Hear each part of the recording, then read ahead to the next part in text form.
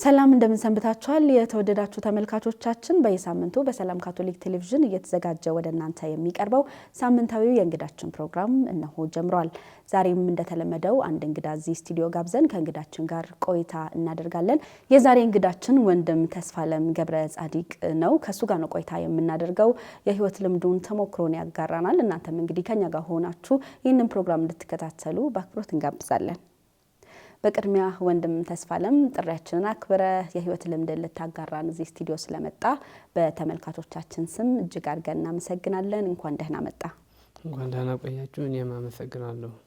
መልካም ተስፋለም፣ ቀደም ሲል እንግዲህ ከኔ ጋር ተዋውቀናል። አሁን ደግሞ እስቲ ለተመልካቾቻችን ራስህን አስተዋውቅ። ብራዘር ተስፋለም ወይም ወንድም ተስፋለም በላለሁ። የተወለድኩበት ቦታ በሰሜን ነው፣ በትግራይ ክልል ወረዳ ጻዕዳ አምባ ወረዳ። ያው እንደማንኛውም ኢትዮጵያዊ ገጠር ነው ተወልጄ ያደኩት እና እዛ እንደማንኛውም ኢትዮጵያዊ ያው የገበሬ ልጅ ሆኜ ነው ያደኩት። እዛ አስተዳደጌ ያው ሲምፕል ቀለል ያለው ነው የነበረው። ብዙ የድሃ አልነበርኩም፣ ብዙ ደግሞ የሀብታም ልጅ አልነበርኩም። ኖርማል መካከለኛ የሆኑ ፋሚሊ ነው የነበርኩት እና እዛ ከቤት ከመጨረሻ ሁለተኛ ልጅ ነኝ የቤተሰብ። አሁን ስለ ቤተሰብ አባትና እናት በህይወት የሉም፣ በአጋጣሚ መጥፎ አጋጣሚ ሆኖ እና በዛ ከታላቅ እህቴና ከወንድሞቼ ጋር ነው ያደኩት። አካባቢ የት አካባቢ ነበረ የትውልድ ቦታ? የትውልድ ቦታ በደንብ የሚታወቀው ወረዳ ጻዕዳ አምባ ሆኖ ቢዕራ። አዎ ከአድግራት ትንሽ ወደ ማርያም ጉንዳጉንድ የሚባል ገዳም አለ።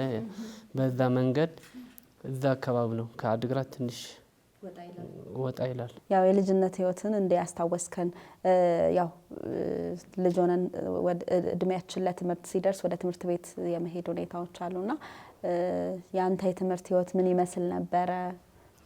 የትምህርት ከአንደኛ እስከ አራተኛ የኛ የካቶሊክ ቤተክርስቲያን አለ፣ ሆሊ ሴቪየር መድኃኔዓለም፣ እዛ ነው የተማርኩት። አራተኛ ጨርሼ ከአራተኛ ደግሞ ከዛ ቀጥሎ ከአምስት እስከ ስምንተኛ ደግሞ የመንግስት ትምህርት ቤት አለ፣ አድ ቀለበስ የሚባለው ትንሽ ራቅ ይላል። አንድ 40 ደቂቃ 50 ደቂቃ ምናምን ይፈጃል። አዎ በእግር ያው ገጠር ስለሆነ እዛ ነው የተማርኩት። ከዛ ስምንተኛ ሲጨርሽ ደግሞ ወደ ብዙ የኔ ቁምስና ሆሊ ሴቪየር መድኃኔዓለም ብዙ ሳልዚያኖች ስለነበሩ ከቆመሱ ደግሞ አባ ፍትው ገብራ የሚባሉ እዛ ቆመስ ነበሩ። ከሳቸው ደህና ቅርርብ ስለነበረኝ በስጋም ትንሽ ራቅ ይላል፣ ግን ዘመድ ነገር ዝምድና አለን እና ብዙ ሳልዚያኖች ስለነበሩ እዛ ከሳልዚያኖች ስለ ዶን ቦስኮ በዛ ነው ያወቅኩት። እዛ ከ9ኛ 10ኛ እስከ 3 ዓመት ቴክኒክ በዶን ቦስኮ ነው የተማርኩት፣ በዶን ቦስኮ መቀለ። ጥሩ እንግዲህ እንደ ነገርከን ወንድም ተስፋለም ሳሊዛዊ ነህ። ዶን ቦስኮን መቼ ጀምሮ ነው የምታውቀው? ወደ ገዳም መቼ ገባ? ወደ ጥሪ ህይወት እንዴት ገባ? ምናልባት እንደው ከዚህ ጋር ያይዘው ወደ ጥሪ ህይወት እንድትገባ በጎ ተጽዕኖ ያሳረፈብህ ሰው ይኖራል ወይ?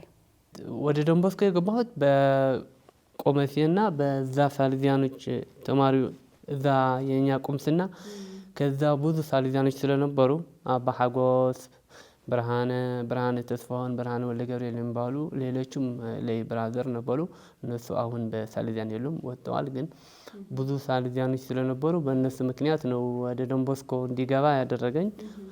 በኋላ ግን ዶን ቦስኮ ከገባሁ በኋላ ግን ወደ ገዳም እንዲቀጥል ያደረገኝ የዶን ቦስኮ መንፈስ ስፕሪት ነው። ምክንያቱ ዶን ቦስኮ ከወጣት ስለሚሰራ የወጣትነት ያ ሁሉ የዶን ቦስኮ ካሪዝም እዛ ሲኖር እሱ ነው የማራቀኝ። በዛ ምክንያት እንደ ሳልዚያን ሁኜ ለመቀጠል በዛ ነው የቀጠሉ። ጥሩ እንግዲህ እስቲ ትንሽ አዲግራት ላይ እንቆይና በተለይ አንተ ተወልደ ባደክበት አካባቢ የነበረው ሁኔታ ምን ይመስል ነበረ? ቤተክርስቲያን አካባቢ ልጅ ሆናችሁ በምን መልኩ ነበረ ስታገለግሉ የነበረው?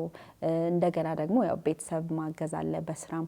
እስቲ ያኔ የነበረውን ህይወት ያኔ የነበረውን የልጅነት ትውስታ ወደ ኋላ መለስ ብለን ንገረን። ያው በኔ ቤት ከአዲግራት ትንሽ ራቅ ይላል፣ ግን ያው ገበያ ምናምን የሆነ ነገር ስንፈልግ ወደዛ ነው የምንሄደው ወደ አዲግራት።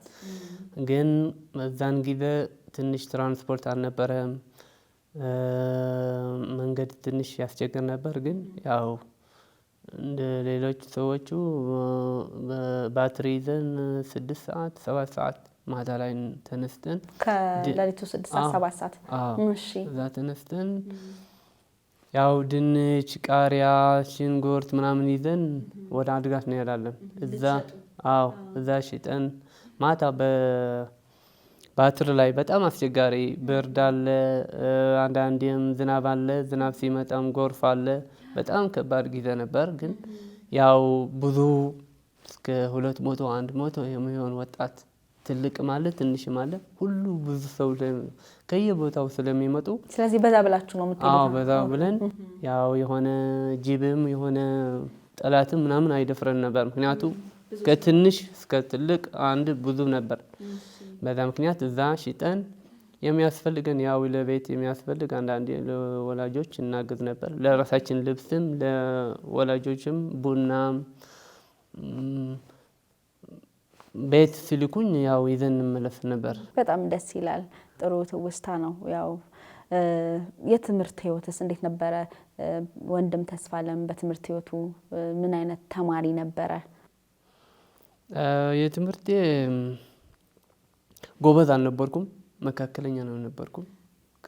በጣም ሰነፍም አልነበርኩም፣ በጣም ጎበዝም አልነበርኩም፣ መካከለኛ ነው ነበርኩኝ። ጥሩ እንግዲህ ልጅነት ሲነሳ እንግዲህ ምኞት አለ። ለወደፊት ሳድግ ትልቅ ስሆን እንደዚህ ሆናለሁ የሚል የልጅነት ምኞት አለ። ወንድም ተስፋለም በልጅነቱ ምን የመሆን ምኞት ነበረው ወደ ጥሪ ህይወት ከመግባቱ በፊት? ያው እዛም አካባቢ ከገጠሩ ምናምን የነበረው ያው የተለየ ነገር ዶክተር ወይም ሌላ ብዙ አናውቅም የነበረው በዛን ጊዜ አስተማሪ። ምክንያቱም እዛ አካባቢ የነበሩ አስተማሪ አንዳንድ አትራክት የሚያደርጉን አስተማሪ ስለነበሩ እኔ አስተማሪ እሆናለሁ ብዬ ነው ትምህርት የጀመርኩት። መቀሌ ላይ የነበረውን ትንሽ ነገር ብታጋራን። መንፈሳዊነቱ ምን ይመስል ነበረ? የነበራችሁ ህብረት? የመቀሌ በጣም ደስ የሚል በህይወቴ ጥሩ ጊዜ ያሳለፍኩት መቀሌ ነበር። ምክንያቱም እዛን ጊዜ ከመቀሌ ከገጠር ሂደን የሆነ ብዙ አናውቅም ነበር። ግን እዛ ሄደን ብዙ ተምረናል። ስለ መንፈሳዊም ስለ መዝሙር ደስ ይላል። ስፔሻሊ እኔ የማይረሳ የነበረው የቅዳሜ ከሰዓት ሁሌ ቅዳሴ ነበር። ቅዳሜ ከሰዓት ሌላ ቀን ጠዋት ነበር። ቤተክርስቲያኑ ምን ነበር? የኛ ትንሽ ቻፕል ነው፣ የሳሊዛኖች ትንሽ ቻፕል አለች። እዛ ቅዳሜ ሁሌ ከሰዓት ነበረ። እዛን ጊዜ መዝሙር ሁሉ ተዘጋጅቶ ሙሉ ቀን እዛን ጊዜ የነበረው ጊዜ ምንም አልረሳውም። ያሳለፍነው ጊዜ ያው ጀነራሊ በአስፓራንት ያሳለፉት ጊዜ በጣም በህይወቴ የማይረሳ ጊዜ ነበረ። ሁሉ በመንፈሳዊም በትምህርትም ጥሩ ጊዜ ነበር። ምክንያቱም ብዙ ሳሊዛኖች ጎበዞች ነበሩ እዛን ጊዜ። እነሱ በየፊልዳችን ስለ ሙዚቃ የሚማር ሙዚቃ፣ ሌላ ላንጉዌጅ የሚማር ላንጉዌጅ ምናምን አድርጎ ጥሩ ጊዜ ነው ያሳለፍኩት። በጣም ደስ ይላል። በሰዓቱ የነበሩ ካህናት እንዴት ነበሩ? እናንተን ከማብቃት አኳያ በመንፈሳዊ ህይወታችሁ ጠንካራ እንድትሆኑ የነበራቸው ሚና እንዴት ትገልጸዋለህ? እዛን ጊዜ የነበሩ እኔ እንጃ በጣም መግለጽ ይከብዳል። እዛን ጊዜ በጣም ጎበዞች ሳሊዛኖች ነበሩ። ምክንያቱም ከዛን ጊዜ በሚሽነሪ ከውጭ የመጡ በእነዛ ትሬኒንግ ተደርጎ ስላደጉ መሰለኝ ሁሉ ኢን ኦርደር ነበረ እና ደስ የሚል ጊዜ ነው ያስተማሩን። ጊዜም ደስ የሚል ጊዜ ነበረ።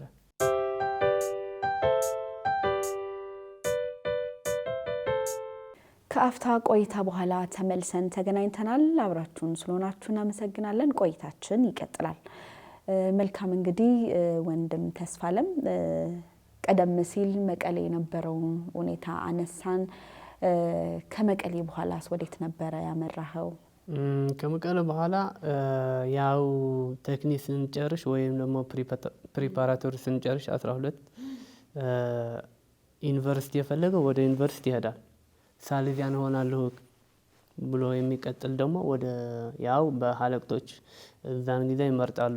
ማለት የዲሲፕሊን አለ፣ ሰዓት አጠቃቀም ሁሉ ስለ መንፈሳዊም ሁሉ ነገር ስለ ኢንተሌክቹዋልን መንፈሳዊን ሁሉ አይቶ ነው እነዚህ ሀለቅቶች የሚልኩት። ከዛ የሚቀጥል ወደ መካኒሳ ይቀጥላል ፕሪነውሸት እና እንደ ሌሎች ቴክኒክ ሲጨርስ ወደ መካኒሳ ነው የቀጠልኩት። መካኒሳ እዚህ አዲስ አበባ? አዎ አዲስ አበባ። ጥሩ። እንዴት ተቀበለ? አዲስ አበባ ዛን ጊዜ ለእኔ ትንሽ ቋንቋ አማርኛም ከዛ ከትግርኛ ቋንቋ ስለመጣሁ ትንሽ ያው ይከብደኝ ነበር። ግን ጥሩ ጓደኞች ስለነበሩ ያው እንደ ሳሌዚያን የዶንቦስኮ የትም ሂደ ያው ከወጣት ስለምትሰራ ብዙ ለመግባባት ብዙ አልፈጀኝም። ያው ጓደኞች የኔ ኮምፓኒየን ስለነበሩ ያው እንደዛ ነው ያሳለፍኩት። እንግዲህ ወደ ጥሪ ህይወት እንድትገባ በጎ ተጽዕኖ ያሳረፉ ሳሊዛውያን ካህናት እንደሆኑ ቀደም ሲል ነግረኸኛልና አገልግሎት ህይወት እንድትገባ ያንን በጎ ተጽዕኖ አሳርፈው ወደዛ ስትገባ የቤተሰብ ምላሽ ምን ይመስል ነበረ? የቤተሰብ ምላሽ ያው ወንድሜ ነው ትልቅ ያለው እሱ ምን አለኝ፣ ያው ለአንተ የሚመች ከሆነ ቀጥል ነው ያለኝና የቤተሰብ ጥሩ ነው። ምክንያቱም እኔ ህይወት የሚኖረው እኔ ነኝ። ወንድሜ እንዳለኝ አንተ የምትኖረው ህይወት አንተ ነህ። ስለዚህ በአንድ ሰው ህይወት ጣልቃ መግባት ስለሌለብን ለአንተ የሚመች ከሆነ ለእኛ ይመቸናል። ስለዚህ ውሳኔ አንተ ነው አለኝ። እኔ ደግሞ ያው የዶንቦስኮ ስፕሪት እና የዶንቦስኮ መንፈስ ደስ ስላለኝ ያው ሳልዚያን ሆኛለሁ። በጣም ደስ ይላል። አሁን በምን ላይ ትገኛለህ? የት ነው የምታገለግለው? አሁን የሚያገለግለው በመካኒሳ ነው ያለሁት። ለጊዜው ያልኩት ምደባ ምክንያቱ ታማኝ ነበር።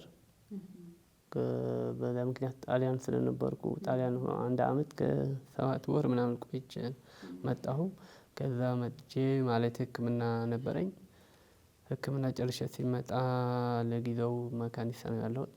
መካኒሳ ደግሞ እዛ ፕሪነውሸት አሉ የሚማሩ እዛ የነሱ አሲስት አድርጋለሁ። ሌላ ደግሞ ዊክኤንድ ያው ትምህርት እዛ የመቀሌ ላይ የተማርኩበት በአውቶሞቲቭ ያው አፕዴት ያደረኩ ነው። ጥሩ ያለሁት። በጣም ደስ ይላል። መልካም። ቀደም ሲል እንግዲህ ታመህ እንደነበር ነግረኸኛልና እንዴት ነበር አጋጣሚው? ምንድን ነበር ያመመኝ? ያው በዛ የጀመረኝ ትግራይ ያለው ነው። ከመቀሌ አዲስ አበባ መጣሁ። ከአዲስ አበባ ደብረ ዘይት ነውሸት የሚባል አለ። ነውሸት ያው 1 አመት ነው። መስከረም አዲስ አመት ገብተህ አዲስ አመት ነው የምትወጣው። አይፈቀድም። ሙሉ ለሙሉ ፎርሜሽን ነው።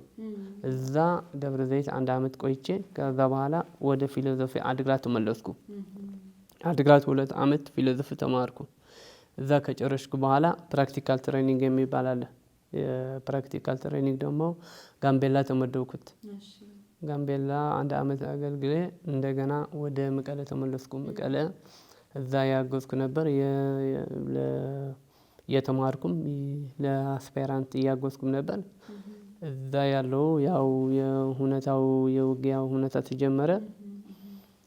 እዛ ነበርኩ። እዛ ያለው ትንሽ የኩላሊት ህመም ጀመረኝ። እዛን ጊዜ ለመምጣት ትራንስፖርት አልነበረም። በኋላ ዝግ ነበረ። በኋላ ከቀይ መስቀል ምናምን ከነሱ መጣሁ በአፋር አድርጌ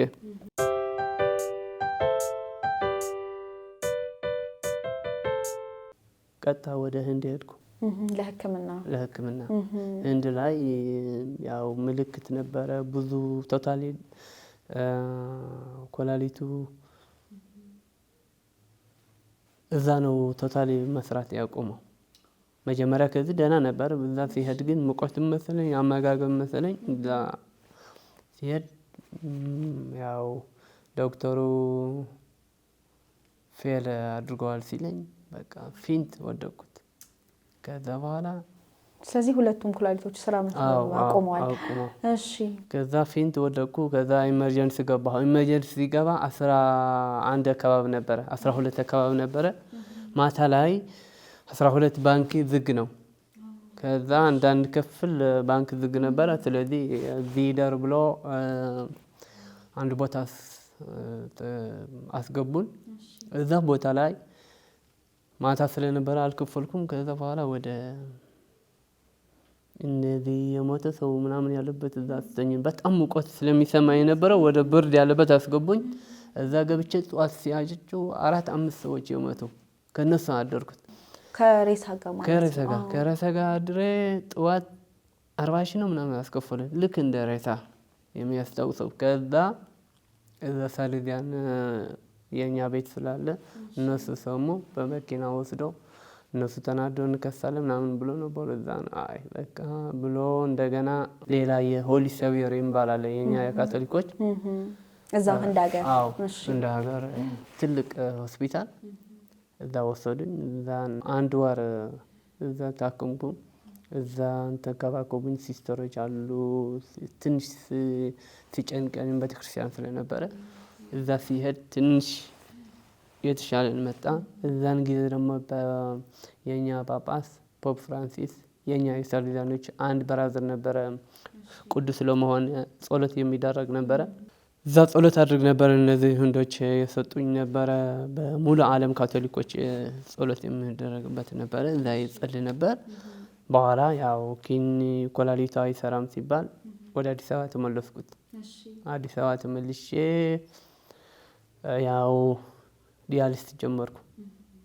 ዲያሊሲስ ሁለቱም ኮላሊት አይሰራም ተብዬ ያው ዲያሊሲስ ኦልሞስት 2 ዓመት 1 ዓመት አዲስ አበባ 1 ዓመት ከ4 ወር አዲስ አበባ ዲያሊሲስ አደረኩ። ከዛ 6 ወር ደግሞ በጣሊያን ዲያሊሲስ አደረኩ።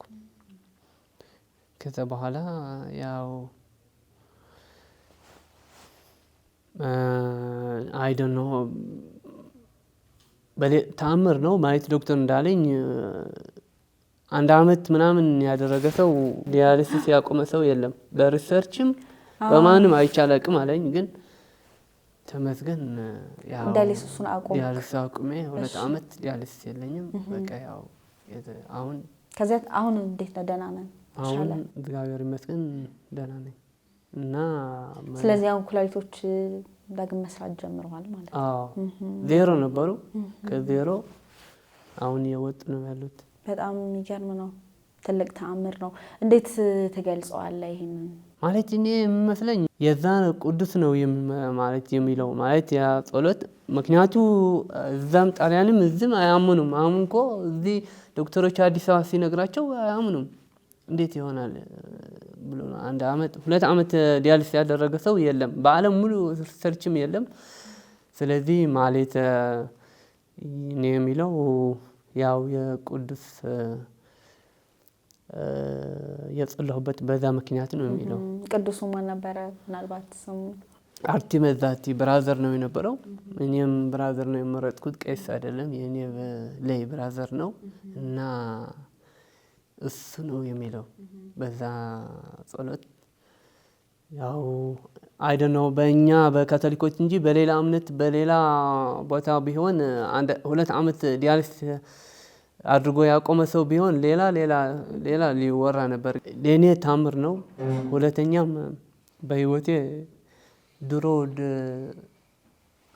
ማለት ሳይታመም በፊት የነበረን ደስታና አሁን ደስታ አይገናኝም። አሁን ለራሴ እጠይቃለሁ ለምንድነው ይሄ ሙሉ ጤንነት ያለኝ ድሮ እንደዚህ ደስተኛ አልሆንኩም ብዬ በቃ አሁን ለራሴ ሁሌ ነው የምጠይቀው እና እዚህ ነበረ።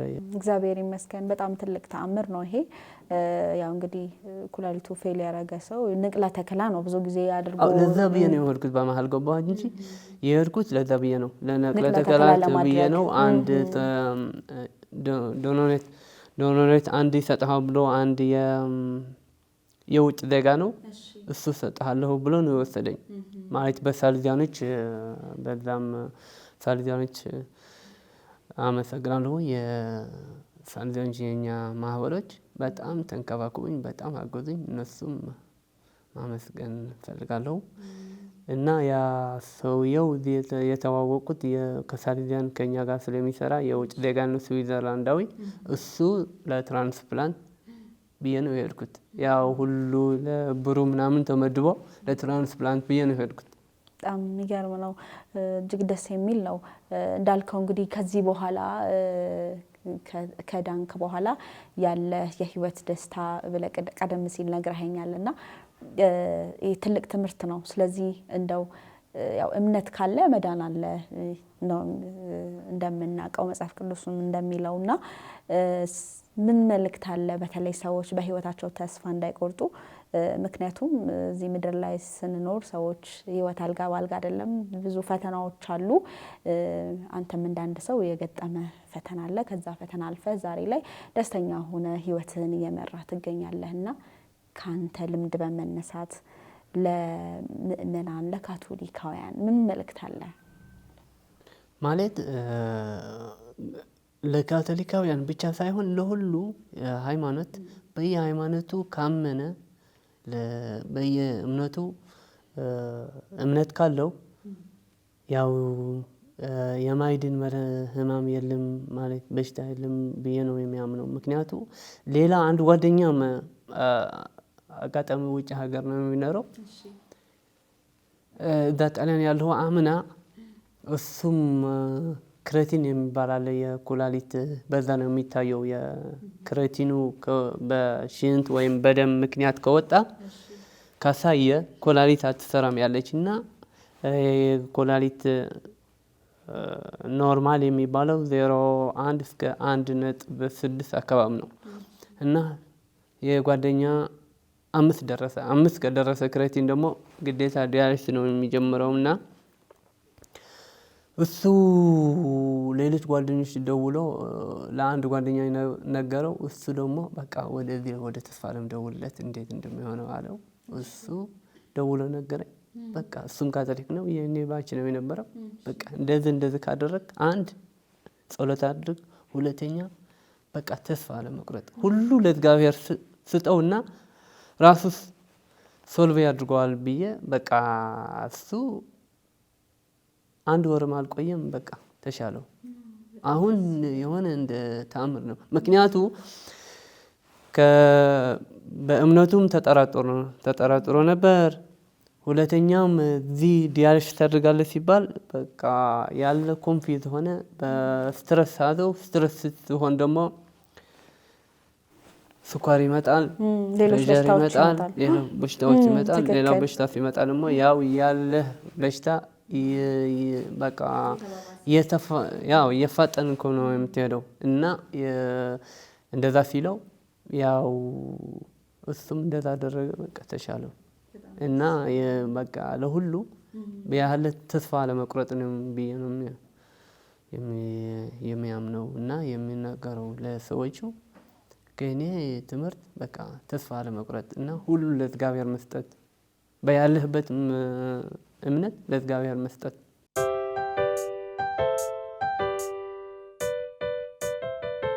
ክቡራን ተመልካቾቻችን አብራችሁን ስለሆናችሁ የእንግዳችንን ፕሮግራም እየተከታተላችሁ ስለሆነ እናመሰግናለን። በዛሬ እንግዳችን ፕሮግራም ከወንድም ተስፋለም ጋር ቆይታ እያደረገን እንገኛለን። መልካም እንግዲህ ወንድም ተስፋለም ቀደም ሲል እንግዲህ ስለ ደስታ እያነሳን ነበረ። በተለይ አንተ በህይወት ካሳለፍካቸው ውጣ ወረዶች በኋላ በህይወት በተለየ ሁኔታ ደስተኛ ሆነ ህይወትን እየመራህ እንደሆነ ቀደም ሲል ነግረህናልና ብዙ ሰው እንግዲህ ሳያውቅ ደስታውን ያጣል። በህይወት ደስተኛ መሆን ማለት ምን ማለት ነው ላንተ? ያው በህይወት ደስተኛ መሆን ማለት እኔ የሚለው በህይወት ደስተኛ የሚባለው አንደኛው ጤንነት ነው ማለት ሌሎቹ ሀብት ይላሉ መኪና ምናምን ሌላ ሌላ ይላሉ ግን እኔ የሚለው መጀመሪያ ጤንነት ነው። ጤንነት ለማግኘት ደግሞ ያለህበት እምነት በቃ ሁሉ ነገር ያው ህይወታችን የእግዚአብሔር ናት የእርሱ ስለሆነች ወደ እርሱ ጸሎት አድርገን ያው እስከ የሚጠራን ቀን ጸሎት እያደረገን ያው ይቺ የእሱ ህይወት በጸሎትን በደስተኛ ሆነን ማስረከብ ነው። የእሱ ናት ህይወት ወደ እሱ ማስረከብ ነው መጨረሻ እንደዛ ነው የሚለው። ጥሩ። ከዚህ ጋር ተያይዞ ለወጣቶች ምን መልእክት አለ? አሁን በቤተክርስቲያናችንም የተስፋ አመት ነው የዚህ የያዝነው አመትና ከዛ ጋር ተያይዞ ወጣቶች ቶሎ ተስፋ የመቁረጥ በህይወታቸው ሁኔታዎች ይታያሉ ወጣቱ ላይና ተስፋ እንዳይቆርጡ በህይወታቸው ተስፋ እንዲያደርጉ ምን ትላቸዋለህ ወጣቱን? ያው ወጣቶች ተስፋ ማቁረጥ የሚመጣው ከእግዚአብሔር ስትርቅ ነው እና ሁሌ ከእግዚአብሔር መራቅ የለባቸውም። እግዚአብሔር ካለ ተስፋ አለ፣ ፍቅር አለ፣ ደስታ አለ። ስለዚህ ሁሌ ከሱ ከራቅን ነው ወደ ሌላ ቦታ ስንሄድ ከሱ ስንርቅ ነው ተስፋም ሌላ ሌላም የሚመጣና ሁሌ ከእግዚአብሔር ጋር መሆን አለባችሁ ነው የሚላቸው። ጥሩ መልእክት ነው። ሌላው እንግዲህ እስቲ ስለ ቅዱስ ዶን ቦስኮ ትንሽ ነገር ብትለን፣ ሳሊዛዊ እንደመሆን መጠን ስለ ቅዱስ ዶን ቦስኮ ጥቂት ነገር ብታስተላልፍ። አዎ ስለ ዶን ቦስኮ በጣም ዶን ቦስኮ ከድሃ ቤተሰብ ነው የተወለደው። 2 አመት ያለ አባቱ ሞተ። እናቱ ያው እንደ አባት እንደ አንድ እናት ሆና ነው ያሳደገችው። እዛን ጊዜ ብዙ ገጠመኝ ነበረው። በጣም ተቸግሮ ነበር ከገጠር ወደ ከተማ ሊማር። እዛን ጊዜ ብዙ አውሮፓም ብዙ ያደግ አልነበረም እና ያ ሁሉ ችግር አልፎ 30 ትልቅ ያለ ነው የተማረው። ምክንያቱም ከሌሎቹ የተሻለ ነበሩ ትንሽ ያሉ ተማሩ። እሱ ትልቅ ሆኖ ነው የተማረው። ትልቅ ሆኖ ሲማር ልጆቹ ይስቁት ነበር። በጣም ብዙ ቻሌንጅ ነው ያሳለፈው። በዛ ምክንያት ነው ደግሞ በቃ ከኔ የተቸገሩ ብሎ በዛ ምክንያት ነው ከወጣት መስራት የጀመረው። ከወጣቶች ጋር መስራት የጀመረው ያን ጊዜ ያው ኦራተር ይባላል የኛ በዶን ቦስኮ። ኦራተር ማለት ያው በዶን ቦስኮ አይን 3 ትርጉም አለው። ኦራተር ማለት አንድ ቤተክርስቲያን ነው። ቤተክርስቲያን ማለት እዛ ዶን ቦስኮ ያለበት ቤተክርስቲያን አለ። ኦራቶሪ ትምህርት ቤት ነው። ትምህርት ቤት ደግሞ እኛ ያለበት ቦታ የትም ትምህርት ቤት አለ። 3ኛ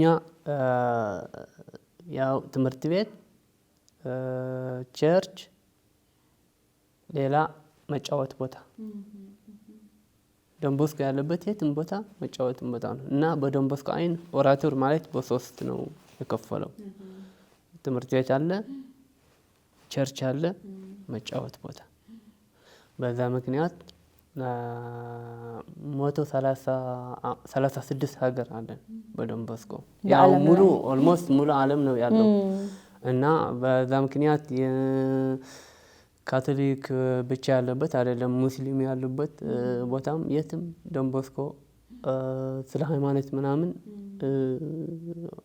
ጣልቃ አይገባም። ለምን ዶን ቦስኮ የሚለው አንድ ወጣት ጥሩ ዜጋ ወይም ጥሩ አማን ከሆነ በቃ በየእምነቱ አንድ ካቶሊክ ከሆነ በካቶሊክነቱ ጠንካራ መሆን አለበት። ኦርቶዶክስም እንደዛ፣ ሙስሊምም እንደዛ እና በዛ ምክንያት በሁሉም ሃይማኖት በዛ አምኖ በዛ አማኝ ሆኖ ከቀጠለ ወደ መጥፎ ነገር አይገባም። ለዛ ምክንያት የትም ቦታ ስንሄድ ያው ከወጣቶች ጋር እንሰራለን እና እስካሁን ሳክሰስ ነው ያለው። የትም ቦታ የሚያጉዙም ሁሉም የሚያጉዙም የዛ ፓስ ፒፕል ናቸው። በዛ ምክንያት ነው የትም ቦታ ዶን ቦስኮ ያለው። ጥሩ እንግዲህ የቅዱስ ዶን ቦስኮ መንፈሳዊነት በተለይ በኢትዮጵያ ያለውን አንተ እንዴት ትገልጸዋለህ? ቀደም ሲል እንዳልከው በመላው ዓለም ይገኛል የቅዱስ ዶን ቦስኮ እና በኢትዮጵያ ያለውን እስቲ እንመልከት። ትምህርት ቤቶች አሉ እንዳልከው የመጫወቻ ስፍራዎችም አሉና እስቲ በኢትዮጵያ ያለውን እንመልከት። በኢትዮጵያም ያው ጥሩ እየሰራ ነው የሚለው ምክንያቱ ፎር ኤግዛምፕል ለዚህ መካኒሳ ያለው ትምህርት ቤት ያው ከአዲስ አበባ ደህና ከሚባሉ ትምህርት ቤት አንዱ ነው። በዶን ቦስኮ ልዩ የሚያደርገው ነገር አሁን ሞራል አለ፣ ሶሻብል ነህ፣ እርስ በርስ ትዋደዳለህ። የትም ቦታ ብትሄድም የዶን ቦስኮ ተማሪ ስትሆን አትራሳም። ራሱ እኔ በሕክምና ሲሄድ በህንድ ላይ ጥሩ ሪስፔክት ነበረኝ። አብዛኛው ዶክተር የዶን ቦስኮ ፓስ ፒፕል ነበሩ እና ቲሸርት ነበረኝ ዶን ቦስኮ የሚለው ከየትኛው ፓርት እንዲያነህ ብሎ ጠይቆኝ ነበር። ለሴም በጣሊያንም እንደዛ ነበረ። በጣሊያንም ፓስ ፒፕል የትም አየርፖርት ብለህ እና የነሱ በዛ ያለፉበት ሞራል እና በዛ የተማሩበት ትምህርት ብቻ አይደለም። በዶን ቦስኮ ፍቅር አለ፣ ሌላ ሞራል አለ። ይቺ ሞራል ኢቲክስ የትም ቦታ ስትገባ ጥሩ ደረጃ ነው የምታደርሱት እና በዛ ምክንያት መሰለኝ ያው ጥሩ እየሰራንም ብለን በጣም ደስ ይላል። በቅርቡ ደግሞ 50ኛ ዓመታችሁን አክብራችሁ ነበረ። እስቲ እሱን ደግሞ ትንሽ አጫውተን። እንዴት ነበረ? በምን አይነት መልኩ አከበራችሁ? እስቲ እሱን ብታጫውተን። ያው 50ኛ ዓመት የተከበረው የዶን ቦስኮ የመጀመሪያ ሚሽነሪ የመጡበት ዓመት ነው። 50ኛ ዓመት ያው 50ኛ ዓመት የመጡት በሰሜን በኩል ነው። መቀለ ነው የተጀመረው። ከዛ ዲላ፣ ከዛ እንደዛ ያለ በሙሉ ኢትዮጵያ፣ ኤርትራም አለ። ኤርትራም በእኛ ስም ናቸው፣ በእኛ ስር ናቸው ያሉት እና ያው የ50ኛ ዓመት ደስ የሚል ጊዜ ነው። ጥሩ ወንድም ተስፋለም፣ ለወጣቱ የሳሌዚያን ገዳም እንዲቀላቀሉ ምን መልእክት አለ? ዶን ቦስኮ አሁንም ብዙ አሉን። ያው በኢትዮጵያ እኮ አሁን ብዙ አይደለም፣ ግን በሌላ ቦታ ብዙ ተከታይ ነው ያለው እና ያው ካም ኤንድስ ነው የሚላቸው መጥቶ ማየት ከዛ በኋላ መቀጠል ነው። በደንበኛ በዶን ቦስኮ እንደዚህ አዳዲስ ሰዎች ለመቀበል ካም ኤንድስ ነው የሚባል አለ ክረምት ላይ እና እሱ ጆይን ማድረግ ነው የሚለው። መልካም ወንድም ተስፋለም፣ ቆይታችንን እያገባደድን እንገኛለን። በመጨረሻ እንግዲህ ማመስገን የምትፈልገው አካል ካለ እድል ልስጥ። በህይወትህ ማመስገን የምትፈልገው ቀረ የምትለው ሀሳብ ካለ መጨመር ይቻላል። ያው ማመስገን የሚፈልገው ያው ከሳሌዚያኖቹ ነው። ከሳሌዚያን የነበሩና እዛን ጊዜ በጭንቅ ጊዜ በእኔ ሰው የሚያስፈልገን ጊዜ በዛን ጊዜ ያገዙኝ ሰዎች አሉ። በጣም ማመስገን እፈልጋለሁ እና ስፔሻሊ የሳሌዚያኖች ደግሞ ይሄ እድል የሰጡኝ ማለት እኔ እድለኛ ሆኜ ወደ እስከ ውጭ ሂጄ ታክሜ እንደዚህ ደርሻለሁ ማለት ያው ሁሉ የእግዚአብሔር ቢሆንም እኔም በአቅሜ ሞክሬያለሁ። ዋናው እነሱም ስለ ፋይናንስ፣ ስለ ስፒሪቹዋል፣ ፋይናንሻል ኮሚኒቲ በጣም ነው የሚያግዙኝ ተቋሚ እና እነሱ ማመስገን እፈልጋለሁ። ግን ስፔሻሊ እነዚህ አንዳንድ ሳሌዚያኖች አሉ ማለት ስማቸውን ባይጠቅስም